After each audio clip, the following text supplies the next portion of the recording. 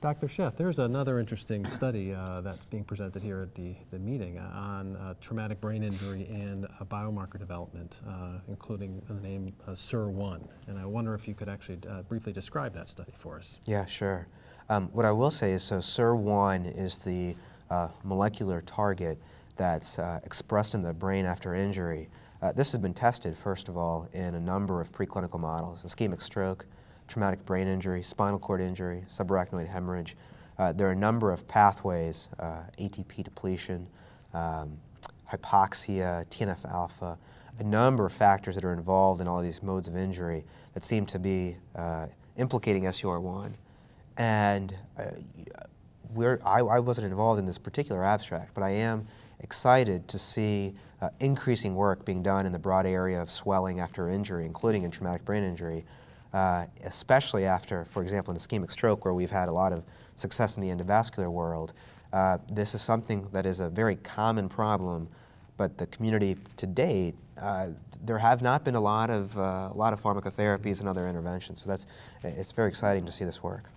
What they were looking at in this abstract is, because of this relationship that's now been seen in preclinical studies and now in some clinical work, that SUR1 is essentially, it's a regulatory subunit of an ion channel, a cation channel, that sets up ionic gradients, that it's the basis for swelling after any of these diseases, and in particular traumatic brain injury.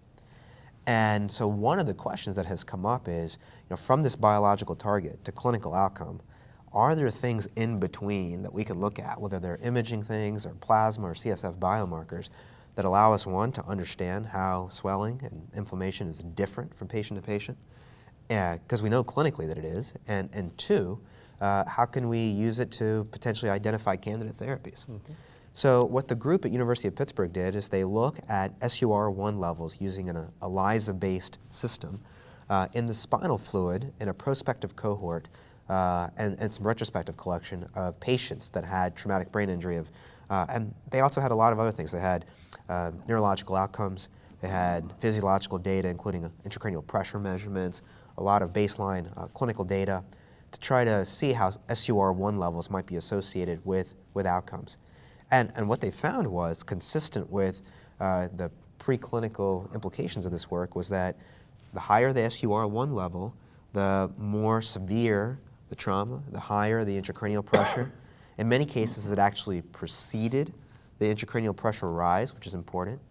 We know that, first you would have a certain amount of, it's the compliance principle. You have a certain amount of swelling that occurs. Then from the Monroe-Kelly doctrine, when you run out of room because of the rigid skull, pressure's going to go up. And their observations sort of correlate with that well. So, I think there's it's exciting work. I take it that, what you're looking for is a marker that tells you the swelling's coming. The fact that it starts early would be a tip-off. If you have something that can reverse the process, you have a marker that says you have to get in and do it now. But you're doing it in spinal fluid. Now, you and I talked earlier about matrix metalloprotein 9, and that's in blood. Why not use that? We could. I think one of the challenges in 2016 is, you're absolutely right. We would want to, one, identify markers that identify that swelling is coming. But two, even with all of our fancy neuroimaging, we actually don't have a way to measure swelling by any method today. So the goal is to find, these programs in swelling, especially on SUR1 and glyburide, they're actually only, we're still in the early phases. We're only a few years into this. And so I think there is hopefully an increasing search for what could be markers. So SUR1 is a natural thing to look at. We've looked at a number of inflammatory markers and cytokines, including MMP9.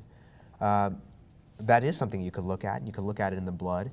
There has been a long history of data that suggests, that has shown that MMP9 has been associated with worsening stroke severity and with swelling, actually. So that very well could be a measure, and it's something that we've used in our stroke clinical trials.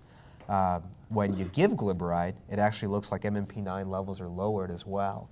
So, which one of these is the right marker? Sensitivity, specificity, which one interacts with the drug profile? I think all of this is quite open, actually. Here's Are a- there, I'm sorry, Bob, are there SIR inhibitors? I mean, is there, if these levels are going up, are there medications available today that could act directly on that? So the best one that we know of, which is now being tested in human trials, is intravenous glyburide, which is a member of the sulfonylurea family. It goes by the other names as well, RP1127 or Sur1. But that is the best and probably most developed inhibitor of this target. I think if the results are promising, I would expect that there may be other drugs that are developed, but to date, this is the only one. And in terms of, it sounds like, traumatic brain injury biomarkers have been around for decades now. And Yes. people have really tried to search for many of them. It sounds like what makes this one so special is that we may have a therapeutic target in some of the others. So it could be helpful for decision making for prognosis, but here we actually may have a real target to go after for clinical trial development. I think it's interesting, and I think there are a lot of different perspectives on this, but I think one of the things we've certainly seen this in other areas of neurology where we may not have had a therapy and then there's a breakthrough that occurs, is that exactly what you're saying, that sometimes it's the development of a therapy that actually drives the science and the biomarkers and the systems, actually. And so I think here that is one of the potential things we're seeing with SUR1. We should caution that the data, while exciting, SUR1 is still can be difficult to measure, and so this was measured by ELISA. It'll be important to understand from the investigators more about the validation of that method. And two, this was done in a single center prospective study and certainly needs to be confirmed in other cohorts what the relationship is before we draw conclusions that are firm, but I think at this stage at least worthy of further investigation. I could really envision, the reason I'm pushing so much about a serum marker, I can envision in the military or in professional football, when somebody takes a hit, if you draw blood and you see that level is up, you know that you're dealing with significant brain injury at that point, instead of having to get an imaging study or do other things. I mean, the whole idea of using the field in that way makes a lot of sense. Absolutely, and I think that has been, exactly what you said, has been one of the great motivations for pursuing the MMP9 in blood story for just those reasons. What we have to learn, by the way, MMP9 comes from a lot of different sources. It comes from the basement membrane, it comes from circulating neutrophils. So while we see a reduction, and it is associated with edema, we still don't understand a lot about it, and we have to do all those things, but I couldn't agree with you more.